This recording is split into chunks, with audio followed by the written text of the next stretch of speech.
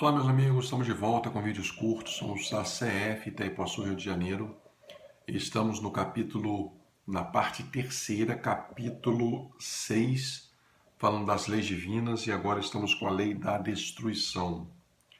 E da lei da destruição, é importante que se diga que o nome assusta um pouco. Parece que a destruição é algo ruim, é algo dramático, é algo sombrio. Estamos falando da destruição natural, a destruição que acontece pelas forças da natureza, pelo esgotamento dos órgãos, quando falamos de morte. Então, a destruição necessária é absolutamente fundamental para o equilíbrio do planeta, para a renovação das espécies, para oportunizar que outros espíritos reencarnem e assim se dá o ciclo evolutivo. Ora, na espiritualidade, dizem os espíritos que existe uma fila 4 vezes a população atual da Terra para reencarnarem. Mas para eles reencarnarem, outros têm que desencarnar. São ciclos de vida, ciclos de vida. Assim como existe a cadeia alimentar, que um se alimenta do outro, que se alimenta do outro, que se alimenta do outro, para manter a sobrevivência e o equilíbrio das espécies. Mas ao mesmo tempo que um está sendo devorado por uma causa necessária, que é a subsistência, que é uma lei fundamental, lei da conservação das espécies, outros estão nascendo. E aí se dá o equilíbrio do planeta. Por isso que diariamente tantos desencarnam, mas tantos reencarnam.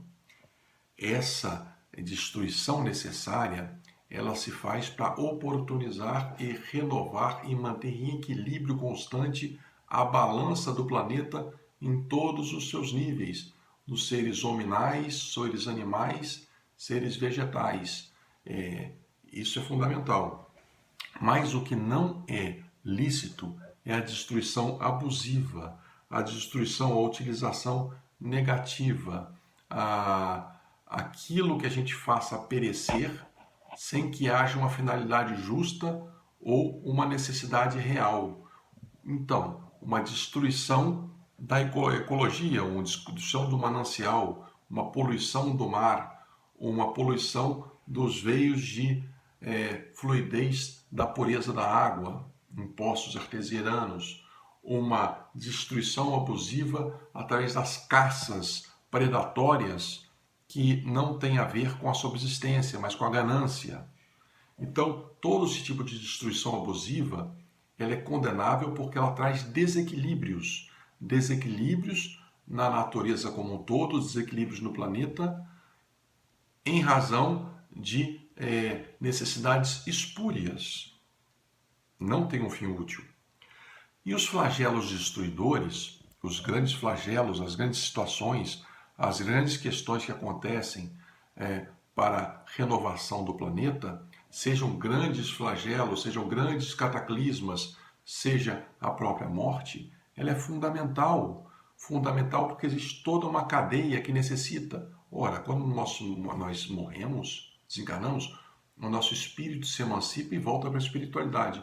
O corpo volta para a Terra e ele é consumido pelos organismos, micro-organismos lá existentes. Do pó veio, para o pó volta. Esse é o corpo. Na cadeia alimentar, também idem, tem uma causa justa.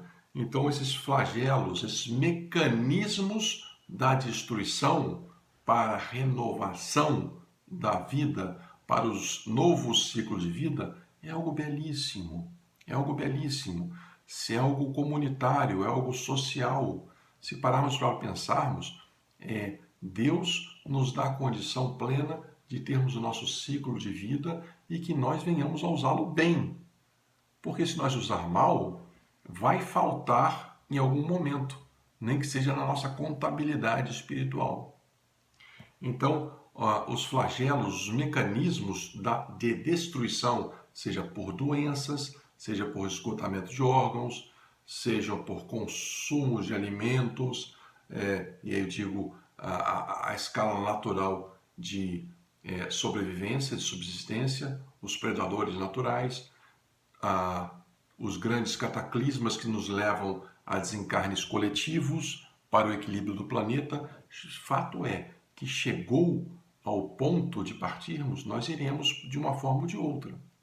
O que não dá é para nós fazermos de uma forma fictícia, de uma forma abusiva, de uma forma irreal. Ou seja, anteciparmos o nosso desencarne em função das nossas escolhas erradas e muito menos nós fazermos com que outros desencarnem antes do tempo em função dos nossos desmandos, como oferir ganhos e deteriorar mantimentos e torná-los com menos propriedades alimentares. E nas guerras, gente? Nas guerras, aquele que vai para a guerra e mata o outro, qual culpa que ele tem? Meus amigos, primeiro falar que guerras, elas existiram no passado e foram fundamentais porque não havia diálogo. A única forma das civilizações evoluírem eram elas conquistarem povos, elas aumentarem e se desenvolverem. Então só poderia se dar pela guerra. No passado foi assim. Hoje nós não temos mais necessidade de guerra. Não há por que ter guerra, mas se tivermos, ela acontece pela cupidez, pela vaidade, pelo orgulho, pela sede de poder de alguns que comandam outros. E esses outros são comandados, são os que vão para a guerra.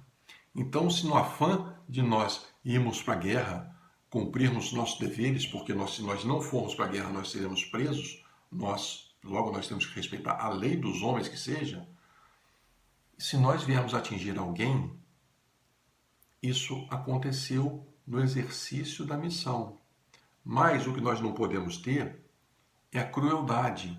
Isso faz toda a diferença. É a forma, nós sentirmos, nós temos que alvejar o próximo no instinto de conservação, dentro das leis que nos impuseram, que nós temos que seguir, mas nós podemos sentir pela morte do outro. Esses excessos, a crueldade, a nossa intenção, falarão muito naquilo, na consequência do que aquilo gerará.